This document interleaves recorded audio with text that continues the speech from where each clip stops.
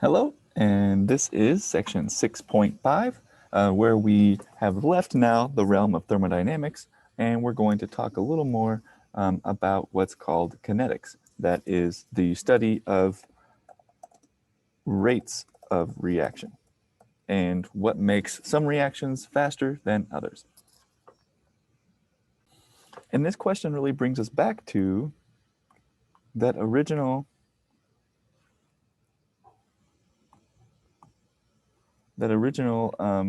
reaction energy diagram that we drew, where the energy was increasing, the Gibbs energy was increasing, and the reaction coordinate is down here. And we had some energy of reactants and products and some line there, right? And what we talked about before was all about the Gibbs free energy and the difference in the reactants and products that give us our negative delta G for a spontaneous reaction. And if you remember, spontaneous meant that the reaction could occur spontaneously without any extra motivation from us. But what is the red line telling us? The red line is telling us this is the energy path that the molecule must take in order to make the products. And that energy here is much higher than we see down below. In fact, if you look at that energy, it seems like there might be a penalty associated with making this reaction occur. So the question is, what's the deal? Why is that happening? And this goes back to what this section is talking about, kinetics, because this energy difference between the reactants and this little hill, this little mountain, is called the activation energy, and it is directly tied to how much energy is required to actually get over this hump to form products. And we can measure how fast this occurs using what are called rate laws, which had the form rate is equal to K, in this instance, perhaps times the concentration of reactants. And this should make some sense because if you have a reaction, let's say, where R goes to products, having more reactants in there means that there are more molecular collisions that happen in solution, and so you could potentially get more products more quickly. And if you have more than one reactant in solution, such as with the reaction of A plus B goes to C plus D, then you could potentially have a bimolecular rate law where the rate is equal to some rate constant times the concentration of A times the concentration of B. And the overall order of a reaction, or so it's called, is equal to the number of exponents that are present in the rate law. So in this case, these are both 1, so the order is 2. This is what we call a second order reaction.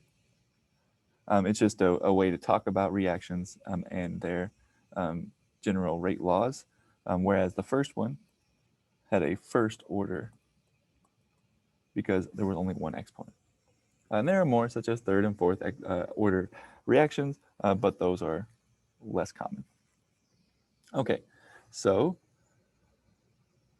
and there are several factors that influence, for instance, the rate law or the rate constant portion of this equation, which we'll go through a few examples here.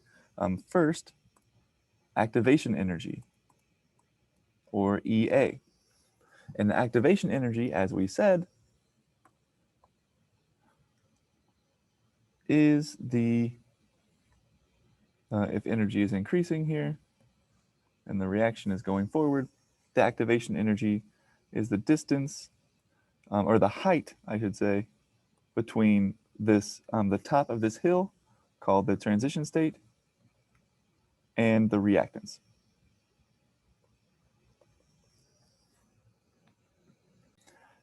And like we said before, you can kind of think of this as a mountain that the chemicals must climb, the reactants, in order to get to the products. So that means If the shape is more like this, then this distance is very short. And so the reaction should happen quickly because the activation energy is very low. However, if the hill looks like this, the reaction should be much slower because the distance from the reactants to the top of that mountain is much larger. So as activation energy increases, so as EA, activation energy, increases, K goes down, it decreases. Next, we're going to talk about temperature. And temperature is a funny one because it's a little less easy to really feel for what temperature does. We know that temperature makes stuff more hot, and perhaps that's the best place to start. Because if you're on some energy diagram here like this, where the reaction is occurring, and we have some reactant energy here, then you could imagine that the temperature, we're going to do this in red because things get hotter, they get redder, right? You can imagine the temperature kind of determines where on this chart the free sort of like no work energy is. So if it's very cold, you might not have very much energy at all available to your reactants. And so, you know, maybe a reaction just really can't happen because it's so cold, right?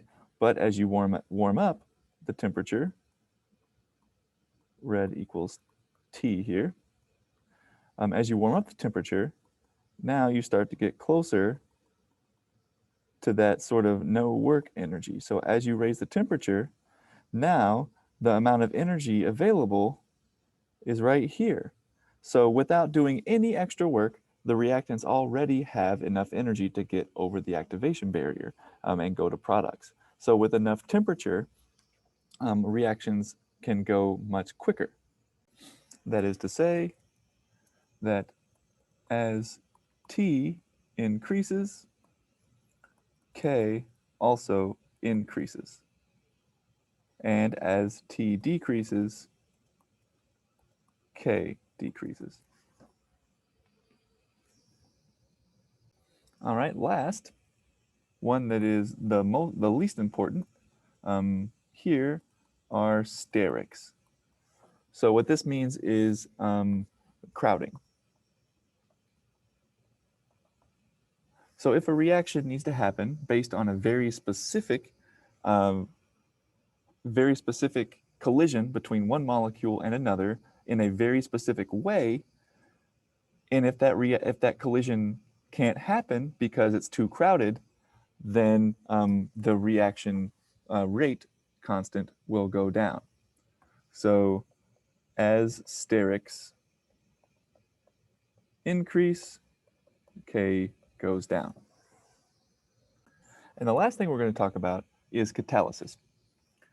So again, let's go back to thinking about the reaction energy diagram from the very beginning of this section, where G, the energy, is increasing and the reaction is going forward to the right. All right, so here we have some reactant going to some product. And as we just mentioned, we can have a case where the activation energy barrier is so high, oh, that's really bad, where it's so high that we couldn't possibly reach it, and so the reaction rate will be very slow. But what we could do instead is add to the reaction what's called a catalyst. And a catalyst does a really cool job in that it selectively brings down the activation energy that we see so that the reaction happens much faster. That means using catalysts, we can increase the reaction rate constant specifically, even though the reaction kind of remains the same. Now, the catalyst often will force the reaction into a new type of mechanism, which is why the activation energy goes down.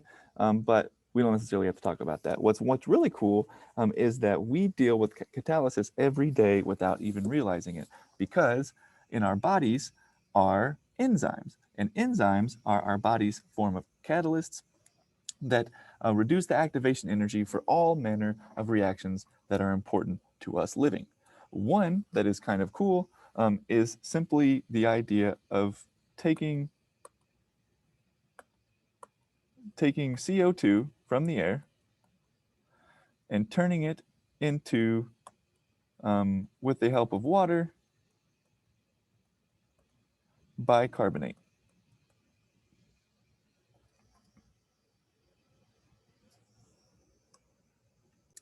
Sorry, that should actually be carbonic acid here, which has the structure. There we are. And doing this helps our bodies regulate both our pHs and keeping CO2 from overwhelming our systems.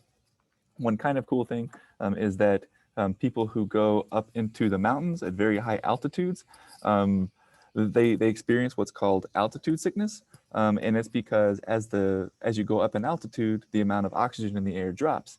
But what really drops is the proportion of oxygen to CO2 in the air that you breathe, because CO2 doesn't drop quite as much. So your body, if it senses that there's more CO2 than oxygen, will start to give you these altitude sickness symptoms. But you can trick your body, so to speak, by kind of convincing it that there is the same amount of CO2 as oxygen as there always was, by inhibiting the catalyst that makes this reaction happen. So this has been section 6.5.